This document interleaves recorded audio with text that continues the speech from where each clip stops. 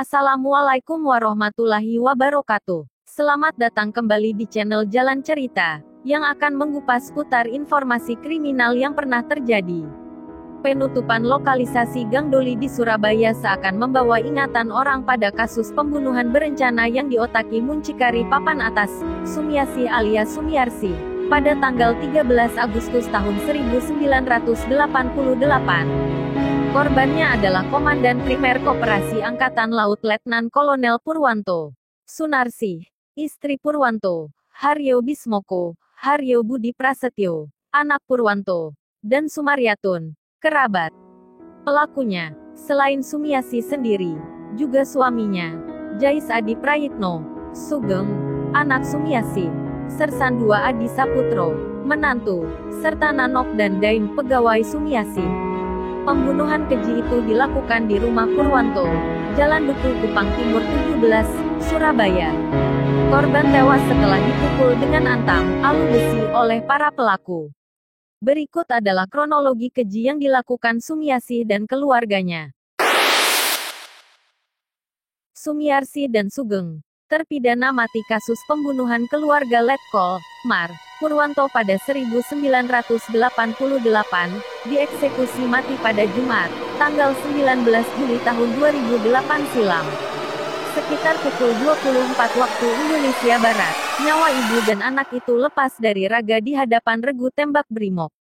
Sumiarsi dan Sugeng adalah terpidana kasus pembunuhan terencana terhadap Komandan Primer Koperasi Angkatan Laut Letnan Kolonel Purwanto Sunarsi, istri Purwanto, Haryo Bismoko, Haryo Budi Prasetyo, anak Purwanto, dan Sumaryatun, kerabat.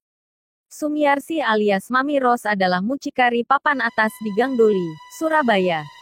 Mami Ros adalah panggilan akrab Sumiasi di pusat pelacuran itu karena perempuan kelahiran Jombang, tanggal 28 September tahun 1948, itu menyukai Bunga Ros. Sebelum dieksekusi mati, ibu dan anak itu bertemu di Rutan Medaeng, Sidoarjo pada Rabu, tanggal 16 Juli tahun 2008.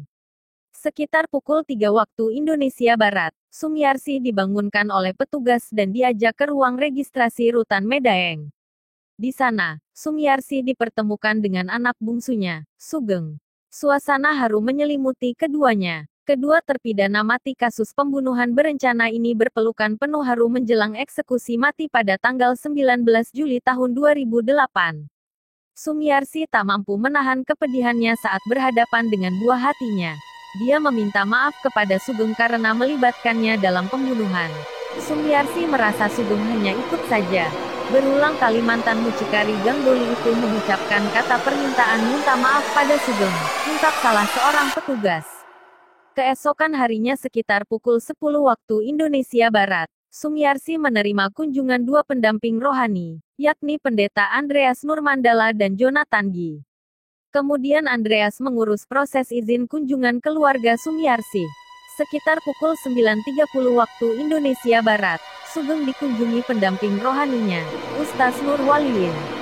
Sugeng melakukan salat duha berjamaah. Pertemuan tersebut berlangsung hingga pukul 11.15 waktu Indonesia Barat.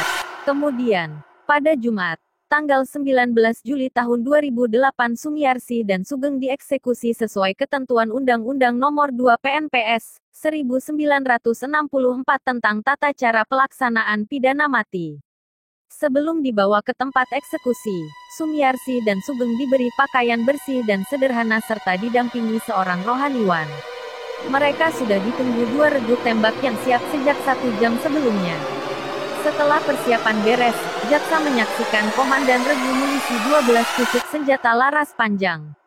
Pelurunya terdiri atas 6 peluru tajam dan 6 peluru hampa. Anggota regu tak tahu senjata siapa yang mengeluarkan peluru tajam dan menewaskan kedua terpidana. Selanjutnya, jaksa memerintahkan regu pengawal membawa terpidana ke posisi penembakan. Borgol terpidana dilepaskan dan diberi kesempatan menenangkan diri selama 3 menit dengan didampingi rohaniwan. Setelah semua siap, komandan pasukan menutup mata Sumiarsi dan Sugeng dengan kain hitam. Tubuh Sumiarsi dan Sugeng diikat pada tiang penyangga dalam posisi berdiri. Sebelum dieksekusi, dokter memberi tanda hitam pada baju yang dikenakan Sumiarsi dan Sugeng. Tanda tersebut persis pada posisi jantung. Itulah yang menjadi sasaran penembakan. Kemudian, jaksa memerintahkan regu tembak mengambil posisi berhadapan dengan terpidana dengan jarak 5-10 meter. Jaksa memerintahkan eksekusi kepada Komandan Regu.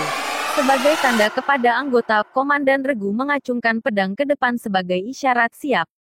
Pedang diangkat ke atas untuk isyarat bidik dan pedang disentakkan ke bawah secara cepat untuk perintah tembak. Peluru pun melesat ke tubuh ibu dan anak itu. Dokter pun memeriksa tanda-tanda kehidupan terpidana. Setelah keduanya dipastikan meninggal, pasukan pengawal melepaskan ikatan. Lalu dokter membuat visum et repertum.